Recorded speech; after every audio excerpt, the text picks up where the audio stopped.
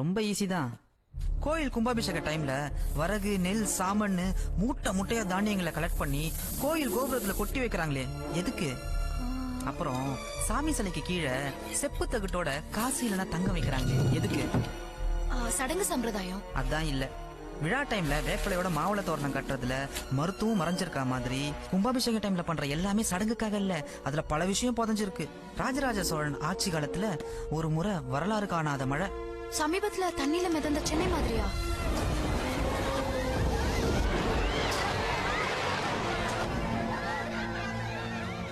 இதை விட பல மடங்கு அதிகம். இப்பவாவது டிவி நெட் போன்னு அட்வான்ஸ் டெக்னாலஜி மூலமா ஆபத்தை உடனே பக்கத்து ஸ்டேட்டுக்கு தெரிவிச்சு அடுத்த ஃபிளைட்லயே நமக்கு சாப்பாடு போட்டோம் வந்ததும் ராணுவம் மூலமா பெரும்பாலும் உயிர் சேதம் இல்லாம நம்ம சேஃப் ஆயிட்டோம். ஆனா அந்த காலத்துல உதவி வேணும்னா ஒற்றர்கள் மூலமாவோ இல்ல புறாக்கள் மூலமாவோ தான் பக்கத்து நாட்டுக்கு தூது அனுப்புவாங்க. போய் வரவே 6-7 நாள் ஆகும். ஐயோ, அது வரைக்கும் எப்படி உயிர் வாழ முடியும்?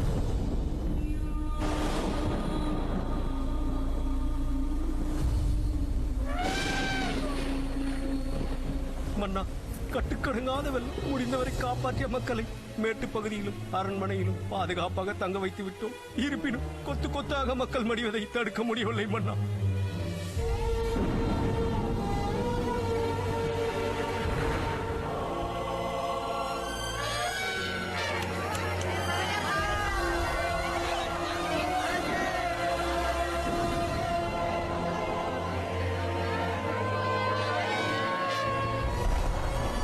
மக்கள் அழிந்ததோடு அல்லாமல் அவர்கள் சேமித்து வைத்திருந்த உணவு தானியங்கள் அனைத்தும் நீரில் மூழ்கி அழிந்து போய்விட்டதே மன்னா. வறுமை காலத்தில் விதை நெல்லிலிருந்து பாதியை எடுத்தாவது தன் பிள்ளைகளின் பசியை தீர்ப்பார்கள்.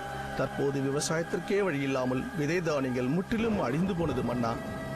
அரண்மனை சேமிப்பில் இருந்ததைத்தான் கஞ்சியாக காய்ச்சி மக்களுக்கு கொடுத்து கொண்டிருக்கின்றோம் மன்னா.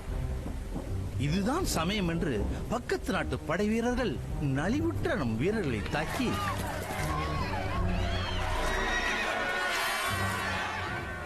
நகருக்குள் இருக்கும் பொன்பொருளை அள்ளிக்கொண்டும் பெண்களை தூக்கியும் செல்வதால் மக்கள் நிம்மதி இல்லாமல் இருக்கிறார்கள் மன்னா.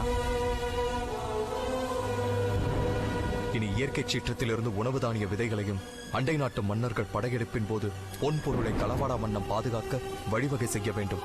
ஆலோசனை கூறுங்கள்.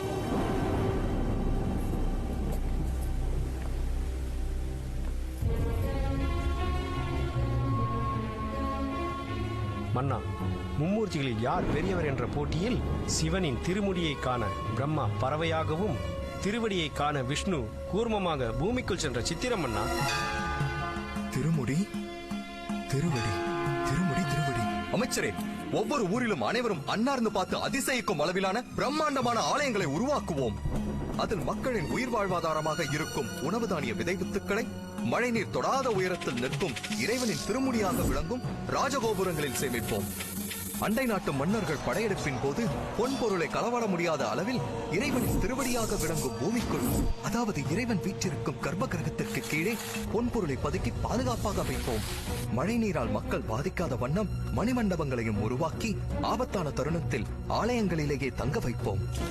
மேலும் கும்பாபிஷேகம் செய்யும் முறையை வகுத்து அச்சமயங்களில் மூல விக்கிரகத்தை அப்புறப்படுத்தும் போது நாட்டில் செல்வ வளம் குன்றியிருந்தால் மூலவருக்கு கீழே வைத்திருக்கும் பொன்பொருளை தேவைக்கு ஏற்ப எடுத்துக்கொள்வோம். அல்லது மக்கள் வளமாக இருந்தால் அளவுக்கு அதிகமாக இருக்கும் செல்வங்களை இறைவனின் திருவடியிலேயே சேமித்து அதன் மதிப்பை ஒரு செப்பு தகட்டிலும் கணக்காக எழுதி அதை மூலவருக்கு அடியில் பாதுகாப்பாக வைப்போம். அத்தோடு ராஜகோபுரங்களில் வைத்திருந்த பழைய தானிய விதைகளையும் மாற்றிவிட்டு புதிதாக சேமித்து வைத்துக் கொள்வோம். அற்புதம் மகா சித்தன் மன்னா. தாங்கள் ஆபத்து மக்களை நெருங்கா வண்ணம் ஆலயங்களை உருவாக்கி அழியா வரலாற்றில் ஆட்கொண்டீர்கள் மன்னா. ஆமாங்க, கும்பாபிஷேகம் செய்ய ஏற்பாடு பண்றப்ப மட்டும்தான் மூலவர் நகர்த்த முடியும்.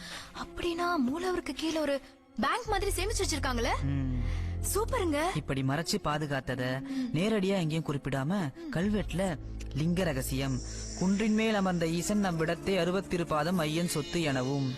அப்படின்னா மூலவருக்கு கீழே 62 அடி ஆழத்துல பொக்கிஷத்தை சேமிச்சு வச்சிருக்காங்க. அதே மாதிரி ஓலைச்சோடியில லிங்க ரகசியம், உணவிற்கான உயிர் வித்துக்களை ஐயன் திருமுடியில் வைத்து அழிவில்லா புகழால் அரசன் ஆட்கொண்டான் எனவும் வெவ்வேறு இடத்துல வெவ்வேறு விதமா பிரிச்சு சூசகமா பதிவு பண்ணி வச்சிருக்காங்க. இதுதான் ராஜராஜ சோழனின் லிங்க ரகசியம். காலப்போக்குல கல்வெட்டு தமிழும் ஓலைச்சுவடி பயன்பாடும் குறைஞ்சதால இந்த ரகசியம் அப்படியே மறைஞ்சு மருவி சடங்கு சம்பிரதாயமா மாறிப்போச்சு. அப்போ ராஜராஜ சோழனால கட்டப்பட்ட எல்லா கோயிலும் பொக்கிஷம் இருக்கும்ல? இருக்கலாம், இல்லாமலும் போகலாம். ஏன்னா நம் முன்னோர்கள் வாழ்ந்த காலத்துல கோயில் புதுப்பிக்கும் போது பொக்கிஷம் கிடைச்சு அதை ராஜா சேமிச்சு வச்ச கிடங்குன்னு உணராம எடுத்து செலவு பண்ணிட்டு இருந்தா இப்ப இருக்காது. அப்ப புதையல்னு எல்லா கோயிலையும் எடுத்துட்டு இருந்தா பூமிக்கு மேல இருந்ததை விட பல மடங்கு அதிகமான செல்வத்தை பூமி கடியில தான் சேர்த்து வச்சிருக்காங்க. அதை எல்லாத்தையுமே நான் எடுத்திருந்தா இப்ப நம்ம வறுமையில இருக்க மாட்டோமே. பணத்துக்காக ராப்பகலா வெளிநாட்டுக்காக வேலை பாக்குற தேவையும் வந்திருக்காது. மக்கள் எல்லாம் வளமா வாழணும்னு நினைச்சு வச்ச செல்வத்தை பத்தி தெரியாம வறுமையில வாடிட்டு இருக்கோம்ல. அது மட்டும் இல்ல, ராஜராஜ சோழனின் போர்வாள் ஒரே மாதிரி 2 செஞ்சு அதுல ஒன்ன பொக்கிஷங்களோட பதுக்கி வச்சிருக்காங்க. அதோட மதிப்பு மட்டுமே கோயினூர் வைரத்தை விட பல மடங்கு அதிகம். போர்வாள்னா அமர்கலம் படத்துல தலை கூட ராஜராஜனின் வாளை கேட்டேன் இதுவரை எதுவும் கிடைக்கலன்னு பாடுவார் அந்த வாளா? சுருக்கமா சொல்லணும்னா ஸ்விஸ்ல இருக்க கருப்பு பணத்தை விட பல மடங்கு அதிகமா பூமிக்கு கீழே சேமிச்சு வச்சிருக்காங்க. அதை எடுத்தாலே நம்ம நாடு வல்லரசு இல்ல, பல நாட்டுக்கு வாழ்க்கை தர நல்லரசாவே மாறிடும். ஹே, இவ்ளோ டீடைல் சொல்லிமா உன் ப்ரொஃபசர் உன்னை நம்ப மாட்டேன்றாரு? நீ சொல்லறதெல்லாம் ஃபேக்கா இருக்குப்பா. எது சார் போய் கடல் பொங்கி வரும்னு 10,000 வருஷத்துக்கு முன்னாடி ஓலைச்சுவடியில சித்தர்கள் எழுதி வச்சிருக்காங்கன்னு சொன்னப்போ நம்பணுமா? கடலாவது கரையை கடக்கதாவது சிரிச்சமே. கடல் சீறி வந்து சேதாரம் ஆன பிறகுதான் அதுக்கு சுனாமின்னு பேர் வைக்கிறோம்.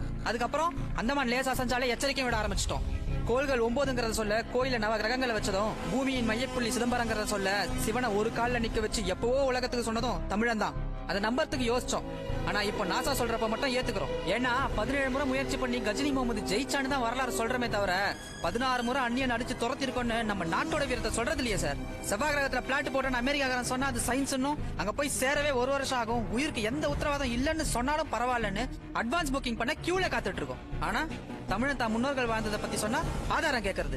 அவ்வளவு ஏன் இந்த பக்கத்துல இருக்க பத்மநாபசாமி கோயில எவ்வளவு இருக்குன்னே தெரியலங்கிறத பேப்பர்ல படிக்கிறோம்ல, அந்த மாதிரி நம்ம ஒரு கோயில ஏன் இருக்க கூடாது? இருக்குதோ இல்லையோ, மக்கள் நலனுக்காக ஏன் சார் ட்ரை பண்ணி பார்க்க கூடாது?